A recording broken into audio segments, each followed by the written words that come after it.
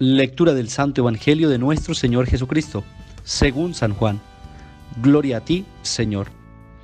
En aquel tiempo, dijo Jesús a sus discípulos: les aseguro que si el grano de trigo no cae en tierra y muere, queda infecundo. Pero si muere, da mucho fruto. El que se ama a sí mismo, se pierde, y el que se aborrece a sí mismo en este mundo, se guardará para la vida eterna. El que quiera servirme, que me siga, y donde esté yo, allí también estará mi servidor. A quien me sirva, el Padre lo premiará. Palabra del Señor. Gloria a ti, Señor Jesús. Mis queridos hermanos y hermanas, una bendición especial en este día, viernes 10 de agosto.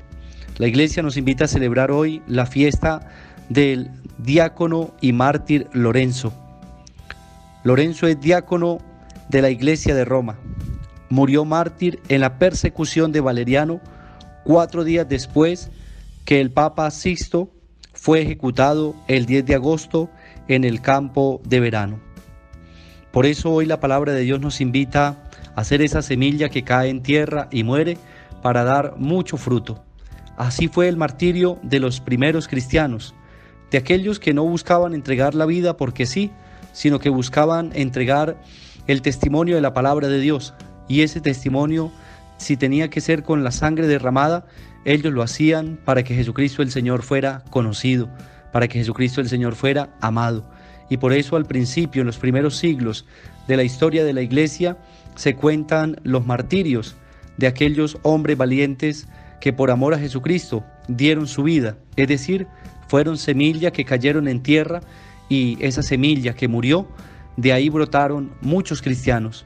El testimonio de los mártires fue para la Iglesia ese semillero donde brotaron muchos creyentes, porque por la valentía, por el testimonio y por la predicación de los primeros cristianos, de las primeras comunidades, muchos conocieron el nombre de Jesucristo el Señor y se animaron a seguirlo. Y así fue Lorenzo, que se da a conocer por medio del testimonio de vida. Y así como dice el texto bíblico, fue grano de trigo que cayó en la tierra, que murió, pero que dio fruto abundante. Es decir, que por su predicación, por su ejemplo y testimonio, muchos creyentes, muchos cristianos llegaron al seno de la Iglesia. Y así dice Jesús: el que se ama a sí mismo, él se pierde. Pero el que se aborrece a sí mismo en este mundo, se guardará para la vida eterna. Es el premio que el Señor da a aquellos que son fieles a su palabra y a aquellos que no se reservan su vida, es decir, que la ponen al servicio de los hermanos y que dan testimonio de la palabra de Dios. Y luego viene nuevamente reafirmando esa promesa en el Evangelio de Juan. Dice: el que quiera servirme, que me siga, y donde yo esté, él estará conmigo. A quien me sirva, el Padre lo premiará.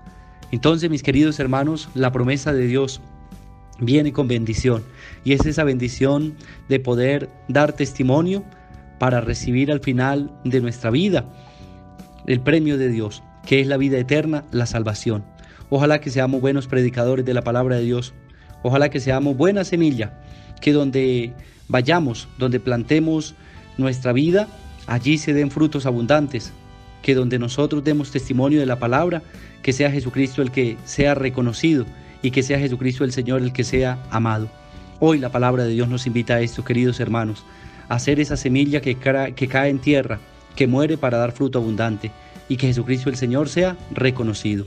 Oramos hoy por nuestros hermanos que nos piden oración, por aquellos hermanos enfermos, por aquellos que están en tribulación, en dificultad, en prueba, en tristeza, porque han perdido algún familiar, algún ser querido. Hoy los encomiendo en la oración, los pongo en las manos de Dios. El Señor derrame abundantes bendiciones sobre todos ustedes y les conceda su bendición.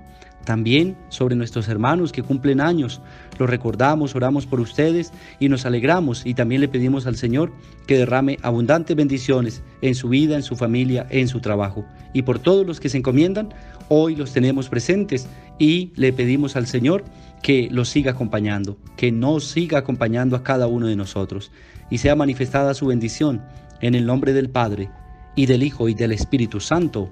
Amén.